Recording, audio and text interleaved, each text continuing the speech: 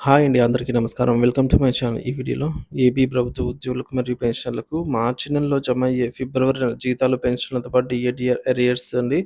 Amount ఎవరికెంత వస్తుందని పూర్తి తాజా సమాచారం వీడియో తెలుసుకుందాము. వీడియోనైతే ఎక్కడికైనా స్కిప్ చేయకుండా ఎండ్ వరకు చూడండి. అప్పుడు ఇన్ఫర్మేషన్ పూర్తిగా అర్థమవుతుంది. వీడియో చూస్తున్న ప్రతి ఒక్కరు వీడియోకి లైక్ చేయండి ఫ్రెండ్స్. ఈ వీడియోని తోటి ఉద్యోగ, పెన్షన్ మిత్రులతో అయితే షేర్ చేయండి. కొత్తగా మన ఛానల్ చూస్తున్నారు. ఇంకా ఎవరైనా సబ్స్క్రైబ్ చేసుకున్నట్లయితే వెంటనే మన ఛానల్‌ని సబ్స్క్రైబ్ చేసుకోండి. సో, దీని ద్వారా నేను చేసే లేటెస్ట్ వీడియోస్ అన్నీ మీ వరకు రీచ్ అవుతాయి. ఇక ఆలస్యం చేయకుండా వివరాల్లోకి వెళ్ళిపోదాము.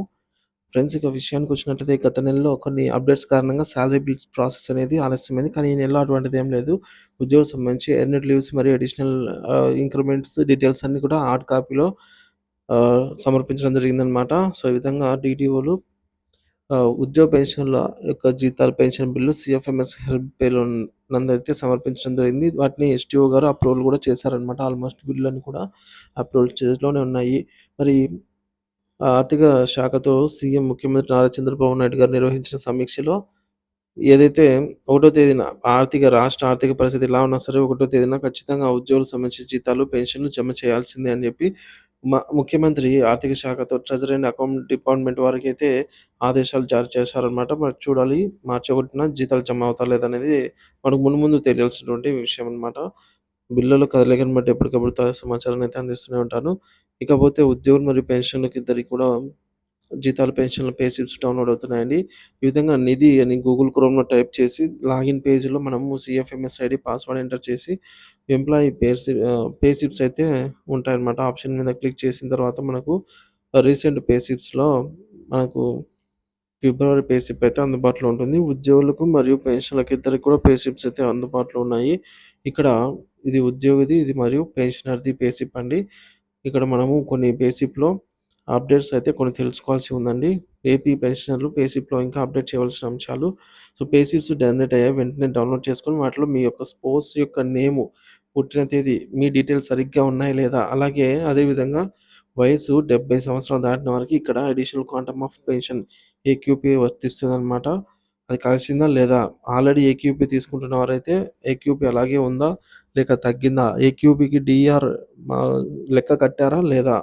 అంటే ఏక్యూపీకి సెపరేట్‌గా డీఆర్‌నైతే రాయరండి. మెన్షన్ చేయరనమాట. సో, మామూలు డీఆర్‌లోనే కలిపి అయితే ఉంటుంది. మొత్తానికి కలిపి ఏక్యూపీ డీఆర్ ఉందా లేదా? అలాగే లే లేకపోతే యాడ్ చేయాల్సి ఉందా లేదా? ఈ విధంగా చెక్ చేసుకోండి ఫ్రెండ్స్. మీకు అర్హత ఉండి కూడా రికవరీ అనేది జరిగిందా లేదా అనేది చెక్ చేయండి. 11 సంవత్సరాలు 3 నెలలు అంటే 135 నెలలు పూర్తయిన వారికి సీవీపీ అనేది రికవరీ జరగదు. సో, చెయ్యరనమాట. అయినా మీకు కట్ అయినట్లయితే మీరు కంప్లెయింట్ చేయొచ్చు. ఇప్పుడు కూడా అలాగే జరిగిందా లేదా అనేది చెక్ చేసుకోండి. ఒకవేళ మీరు సర్వీస్ లేదా ఫ్యామిలీ పెన్షన్ తీసుకుంటూ ఉంటే రెండిటి మీద అయితే డీఆర్ తీసుకోకూడదని ఆ విధంగా తీసుకొని రికవరీ చెల్లించిన వారు కూడా ఉన్నారు. సో, తప్పనిసరిగా ఒక పెన్షన్ మీద, అది కూడా సర్వీస్ పెన్షన్ మీద మాత్రమే తీసుకోండి. ఆ ఆప్షన్ అయితే మనకు ఫ్యామిలీ పెన్షన్ కూడా ఉంటుంది. కానీ మీరైతే సర్వీస్ పెన్షన్ మీద మాత్రమే డీఆర్ తీసుకునేటట్టుగా ఆప్షన్ అయితే ఇవ్వండి. లేదంటే మీకు పెన్షన్ సో, రెండిటి మీద డీఆర్ తీసుకుంటే పెన్షన్ నిలిపిపోయే అవకాశం ఉంటుందన్నమాట. వీటిని వీటన్నిటిని పే స్లిప్స్‌తో చెక్ చేసుకొని వ్యత్యాసాలేమైనా ఉన్నట్లయితే సంబంధిత ట్రెజరీ అధికారుల దృష్టికి తీసుకెళ్ళి సరిచేయడం చేయించుకోవాలనమాట. ముఖ్యంగా మీ వయసు 70, 75 ఈ విధంగా 80, 85, 90, 95 సంవత్సరాలు, 100 సంవత్సరాలు పూర్తయిన మీకు వరుసగా 7%, 12%, 20, 25, 30, 35, 50% అడిషనల్ క్వాంటమ్ వస్తుందా లేదా అనేది పర్సెంటేజ్ ప్రకారం మీరే కాలిక్యులేట్ చేసుకోండి. సో, కాబట్టి పెన్షన్ అందరూ కూడా తమ పే స్లిప్స్‌ని డౌన్‌లోడ్ చేసుకొని వివరాలను ఒకసారి చెక్ చేసుకోగలరండి. ఇకపోతే కొన్ని బిల్లులు చెక్ చేయడం జరిగింది. ఇవన్నీ కూడా చాలా వరకు బిల్లులు వెయిటింగ్ ఫర్ ఫండ్ క్లియరెన్స్‌లో ఉండగా అక్కడక్కడ కొన్ని బిల్లులైతే ఇంకా బిల్ నాట్ అప్రూవ్ స్టేజ్‌లోనే ఉన్నాయి. ఇవన్నీ కూడా మనకు ఈరోజు కదలిక వచ్చి రేపటి వరకు మాక్సిమం బిల్లులు వెయిటింగ్ ఫర్ ఫండ్ క్లియరెన్స్ స్టేజ్‌కైతే రావటము, రేపు ఈవినింగ్ కల్లా రాష్ట్ర ప్రభుత్వం ఫండింగ్ గనుక అరేంజ్ చేసినట్లయితే ఈరోజు, రేపు ఈవినింగ్ కల్లా చాలా వరకు బిల్లులు ఈక్వబుల్ స్టేజ్‌కి చేరుకునే అవకాశాలున్నాయి. లేదంటే మనకు మళ్ళా మూడో తేదీ అంటే సోమవారమే అండి. సో, శనివారం జమ కాకపోతే.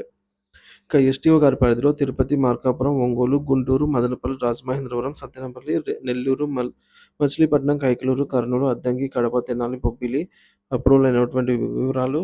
కొవ్వూరు, నెల్లూరు, అనంతపురం, చింతలపూడి, ఏలూరు, విజయవాడ, ప్రకాశం, నెల్లూరు, కర్నూలు, ఏలూరు, రాజోలు రైల్వే కోడూరు, సీతమ్మధార, పార్వతీపురం. ఇక్కడ మొదటగా జీతాలు జమ అయ్యేదానికి అవకాశం ఉంది. బిల్లులైతే ఇప్పటివరకు అప్రూవల్ అయినాయన్నమాట.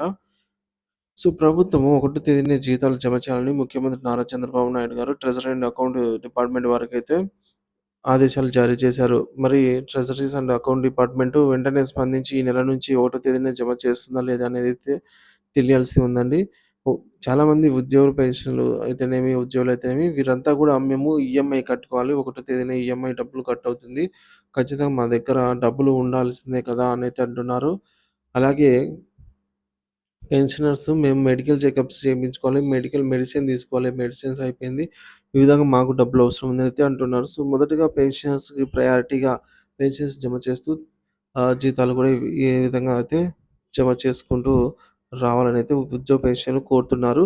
కానీ 1 తేదీన జమ అవుతాయా అంటే 1 తేదీ శనివారం పడిందండి. శనివారం సాలరీసు మన గత నెలలో జమ కాలేదు. అందుకు కారణం అసెంబ్లీలో బడ్జెట్ సమావేశం ఆహ్, పార్లమెంట్‌లో బడ్జెట్ సమావేశం ప్రవేశపెట్టడమే అన్నమాట. సో, రాష్ట్ర బడ్జెట్‌ని ప్రవేశపెట్టడమే ఇందుకు కారణం అయితే చెప్తున్నారు. మరి అదేనా? లేకపోతే యాక్చువల్‌గా శనివారం జమ కావా? అనేది మనకి ఈ నెలలో అయితే క్లారిటీ రాబోతుంది.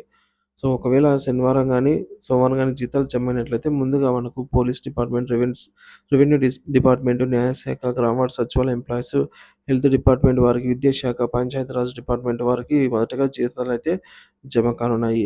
ఇక పెన్షనర్స్‌కి ముఖ్య గమనిక అండి. ఈరోజు, రేపు మాత్రమే మనకు లైఫ్ సర్టిఫికేట్ సబ్మిట్ చేయడానికి గడువుందండి.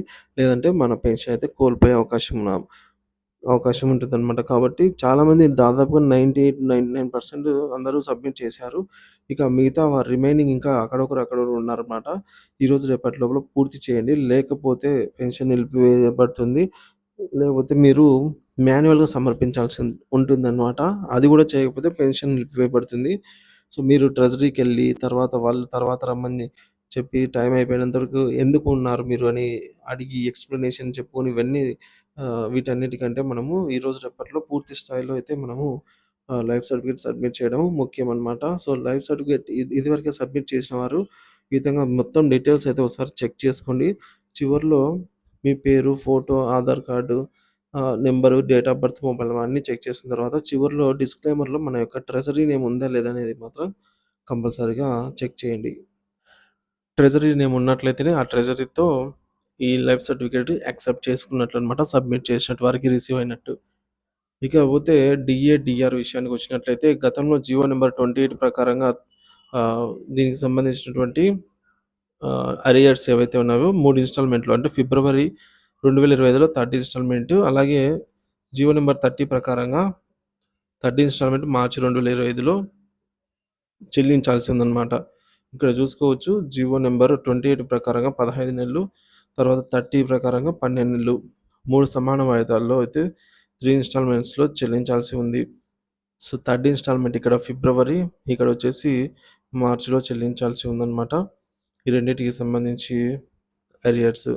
సో, వీటిని చెల్లించాలి అనైతే ఉద్యోగ పెన్షనర్లు కోరుతున్నారు.